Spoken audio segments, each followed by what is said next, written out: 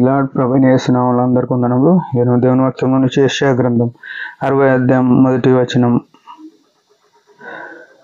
నీకు వెలుగు వచ్చున్నది, లెమ్ము, తేజరిల్లుము, యెహోవా మహిమ నీ మీద ఉదయించెను. ప్రియమైన వాళ్ళారా, దేవుని యొక్క స్వరము ఇది మనతో మాట్లాడుతున్న మాట. నీకు వెలుగు వచ్చి ఉన్నది అని చెప్తున్నాడు.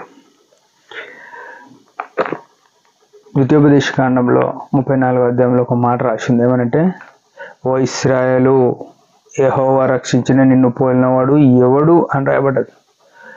ఎంతో గంభీరమైన మాట. అదే రీతిగా ఇక్కడ చూస్తే ఏమంటున్నాడు దేవుడు, మనకు చక్కని మాట. నీ మీద వెలుగు వచ్చి ఉన్నది. వెలుగు అంటే ఎవరు అంటే యేసుక్రీస్తు ప్రభువు. ఆయన ఏమన్నాడు, నేను లోకమునకు వెలుగును అని చెప్పినాడు.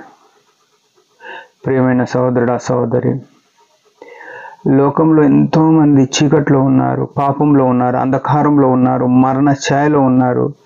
కానీ దేవుడు ప్రేమించి కేవలము ఎన్నిక లేని మనకు, ఏమాత్రము మంచి లేని మనకు ఆయన మన మీద ఉదయించినాడు అన్నప్పుడు మనం ఎంత ధన్యులం.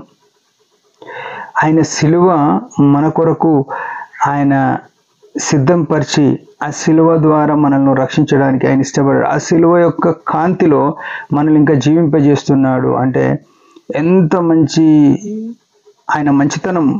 మనం మంచులం కాదు, ఆయన మంచితనం మన మీద ఎంతో చూడాలి. నీ మీద వెలుగు వచ్చి ఉన్నది అని చెప్తున్నాడు. ప్రియ సహోదరుడా, సహోదరి, మన పాపాలు ఒప్పుకొని ఆయన శిలువ రక్తంతో కడగబడిన మనము వెలుగు ప్రజలము, వెలుగైన జనం. అయితే ఏమంటున్నాడు, లెమ్ము, తేజరిల్లుము అంటున్నాడు. అంటే వెలుగు వచ్చిన వ్యక్తి ఎట్లుండాలంటే, నీ వెలుగు ద్వారా అనేకులకు వెలుగు ప్రకటించేటట్టుగా, వెలుగు ప్రసరింపజేసేటట్టుగా మనం ఉన్నాం. లెమ్ము అంటున్నాడు. అంటే మనం చీకట్లో ఉన్నామని ఇంకా పడిపోయి దిగజారడానికి లేదు, లేవాలి. యేసుక్రీస్తు ప్రభు కృపచేత లేవాలి.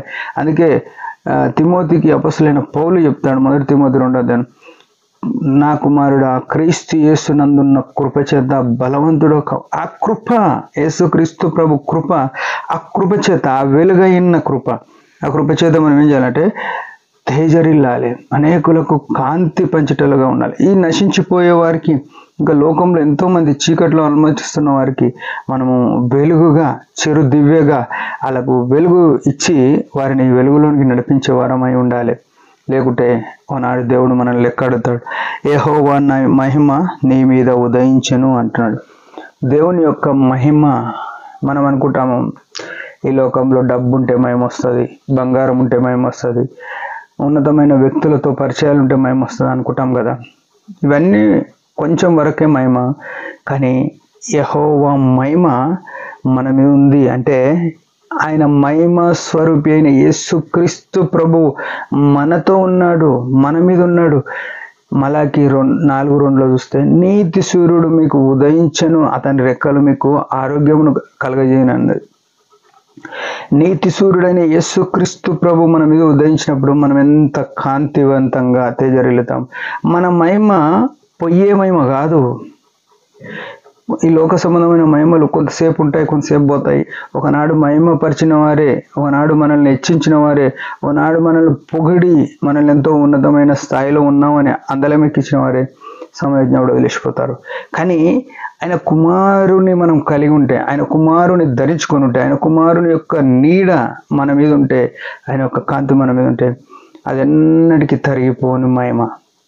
ప్రియ సహోదరుడా, సహోదరి, ఆ మహిమను మనము పొందిన వారము, కలిగి ఉండి దాన్ని పోడగొట్టుకోకుండా ఆ వెలుగును కలిగి ఉండాలంటే, నేను పరిశుద్ధుడను కాబట్టి మీరు పరిశుద్ధులైన, మనం పరిశుద్ధంగా ఉంటే అది మనతో ఉంటుంది. దాన్ని బట్టి అనేకులకు ఆ వెలుగు ప్రసరింపజేసే పనిలో మనం ఉండగలుగుతాం. ఈ గొప్ప అధికత ఎన్నికలేని మనకిచ్చినాడు. మనం దీన్ని చేపట్టి ఆయన మేము కొరకు జీవిద్దాం. దేవుని మాట దీవించిన ఒక చిన్న ప్రార్థన. పరమ తండ్రి యేసు ప్రభు నామములో వందనాలు. దినం మాకు ఇచ్చిన ఆయుష్ను బట్టి స్తోత్రము. నీ వెలుగులో మేము అనేకులను ఆకర్షించి నడిపించినట్టు కృపని మన యేసు నామములో ప్రార్థిస్తున్నాం. మీరందరి పరిచయం గురించి బాగా ప్రార్థన చేయండి. Praise the lord.